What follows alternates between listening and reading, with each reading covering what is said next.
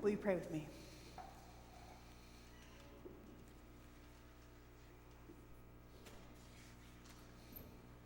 God, may the words of my mouth and the meditations on our hearts be acceptable in your sight, for you are our rock and our Redeemer. Amen.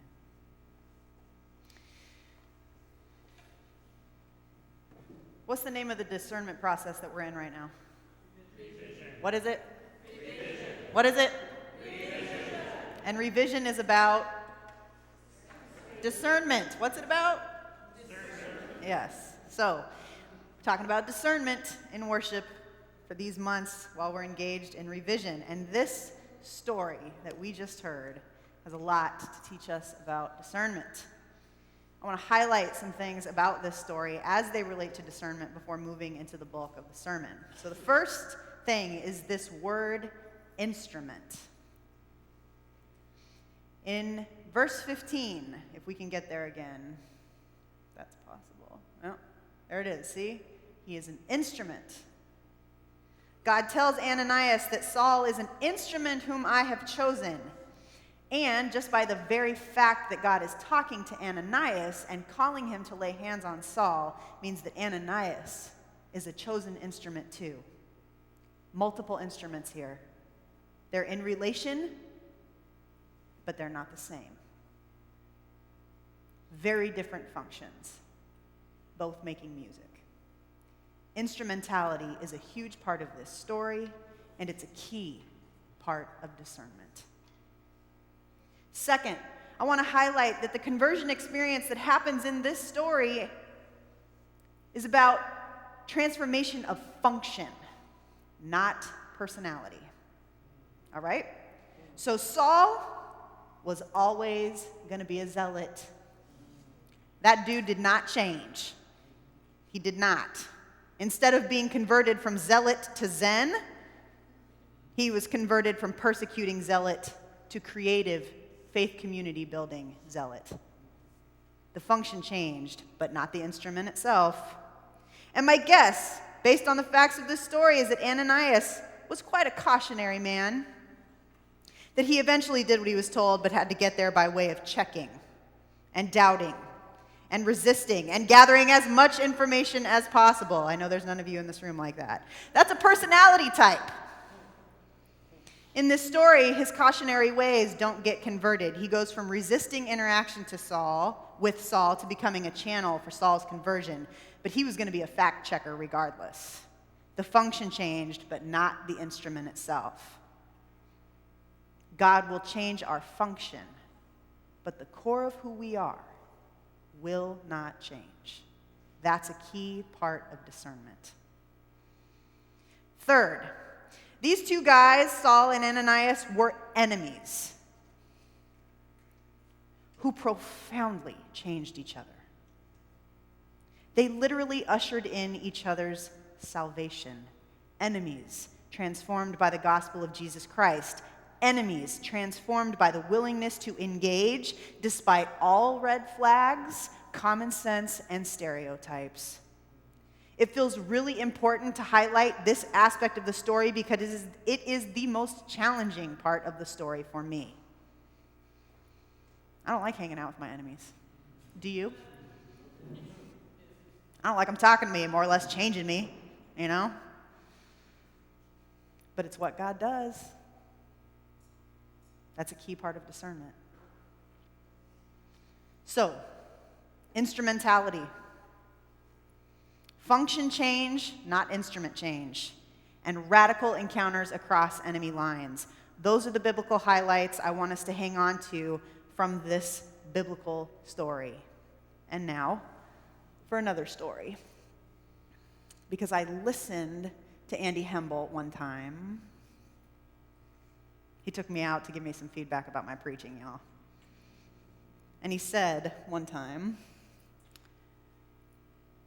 "Tell me less, show me more." And if I know anything about what's going on in this biblical story, about who God is in this story, about who Ananias and Saul are in this story, I can only share with you what's been shown to me in my own life. But I want to qualify this story in two ways. So the first way that I want to qualify this story is that I'm like a little bit afraid that I may have preached about it already somewhere. But I can't remember if I told it in a small group or in a like writing group or pastoral care. I can't remember, and I feel really called to tell this story in relationship to this particular biblical text. And I also want you to be forgiving because I've been preaching here for 6 years and y'all are bound to hear me repeat some stuff. So sorry if you've already heard it, all right? The second thing is I'm coming out about something in this story that's really vulnerable for me, and I'm doing it because I trust you. And I need to say that. I trust you to know that I take care of myself.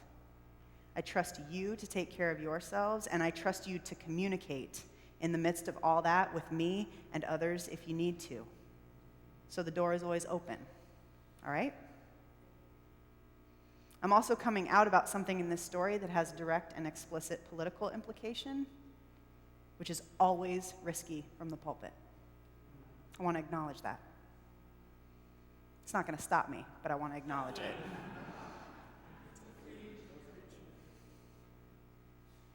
I'm doing it very intentionally.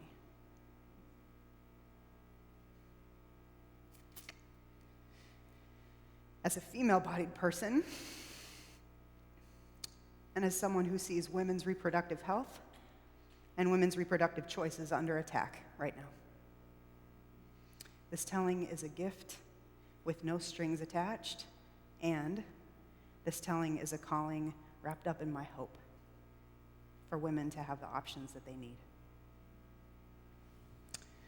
So in the fall semester of 2004, I was enrolled in a required class for my college philosophy major. It was called Introduction to Ethics. I sat next to a woman who was a lifelong Southerner, a biblical fundamentalist, an unapologetic demonizer of all things not Christian, an evangelical, and she just happened to be the president of my college's Christian pro-life chapter. I, sitting next to her, was the openly progressive, queer, feminist, tattooed hater of all things religious right, and I happened to be one of the co-chairs of the Catawba for Carey chapter, which was dedicated to getting Democratic students on campus registered to vote. Neither one of us hesitated to speak our minds in response to the other. She thought I was a heathen. I thought she was ignorant.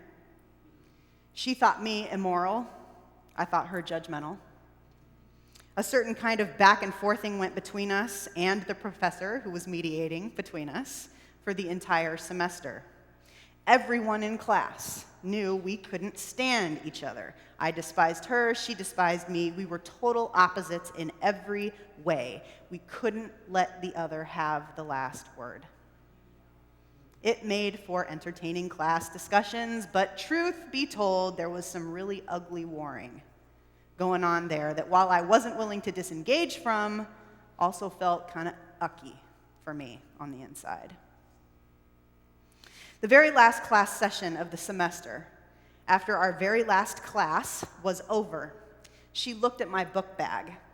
It had Catawba for Carey button right on the front of it. She looked at me dead in the face and said, "How can you be a Christian and vote for that party?"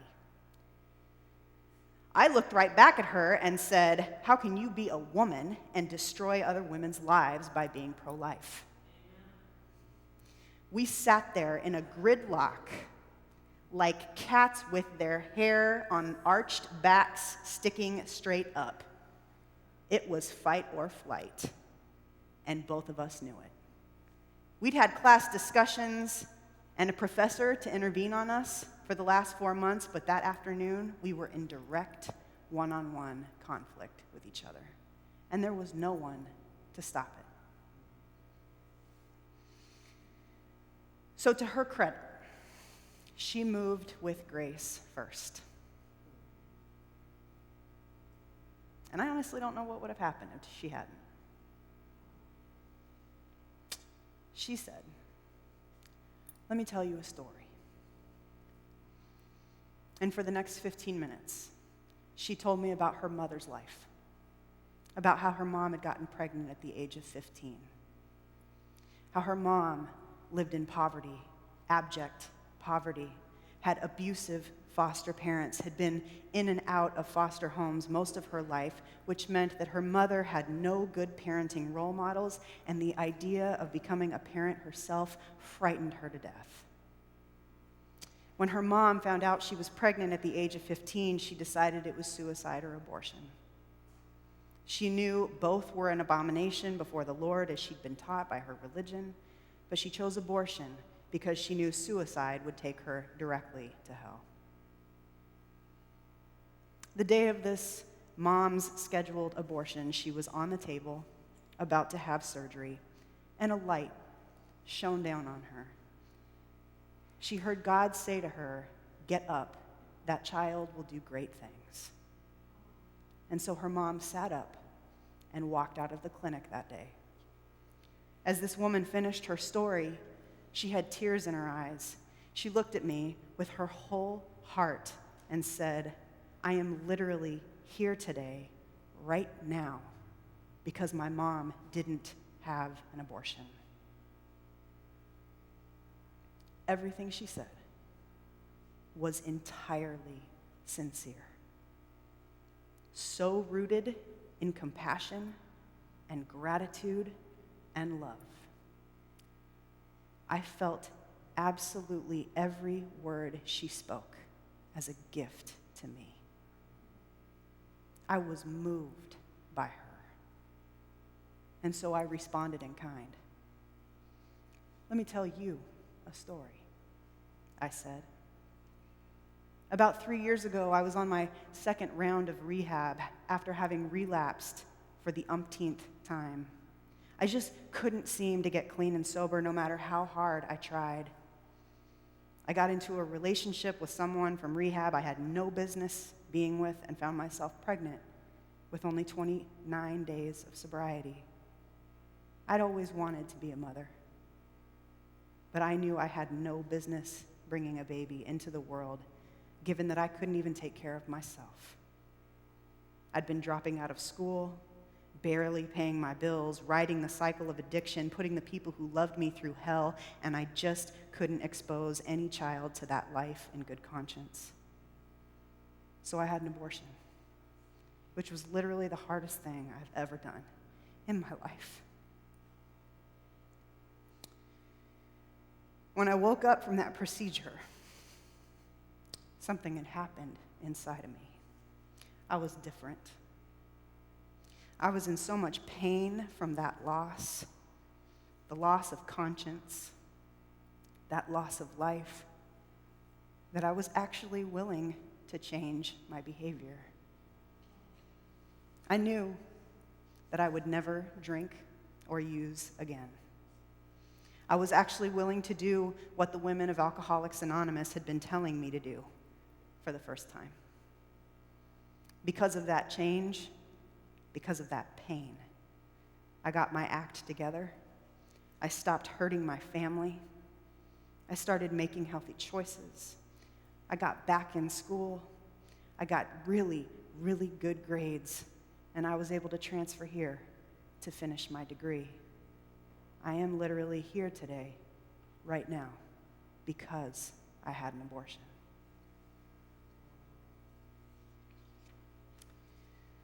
She kept her eyes on me the whole time. There was softness in her countenance. She offered to walk me to my dorm room, and she did. We didn't say much else. What else was there to say? She hugged me before walking to her car. I never saw her again.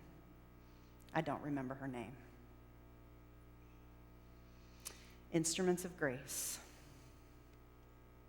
Different functions, same music. We were both changed by that encounter, and nothing about the core of who we were got changed that day. I bet you she is still pro-life as one can get. I'm still Planned Parenthood's champion. And we were changed by each other that day radically across enemy lines. God does that. So, koinonia, as we think about what faithful discernment looks like, I want us to think about the moment that Ananias went from, wait, what, God? To, okay, God. I want us to think about the moment that Saul allowed a former enemy to touch his body with spiritual care.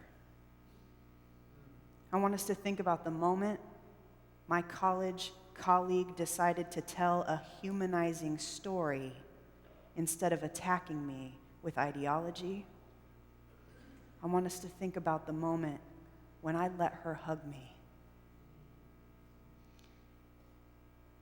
There are these moments in the spiritual life, these make or break moments when God asks us to do something wildly outside of our comfort zone. What you do or don't do in those moments can make a holy or damning difference. The good news is that these moments don't just happen once, and we seem to get better at recognizing them the longer we live. But if you take anything away from this biblical text and from the story that I've told today, from this worship service in general, I hope you take away permission to trust God, especially when your first response is, "Are you kidding me?" God may be kidding you. She may. Or something as serious as someone else's salvation may be on the line.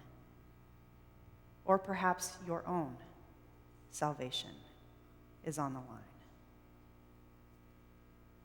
Trust God. Trust God. Trust God. Trust God. Amen.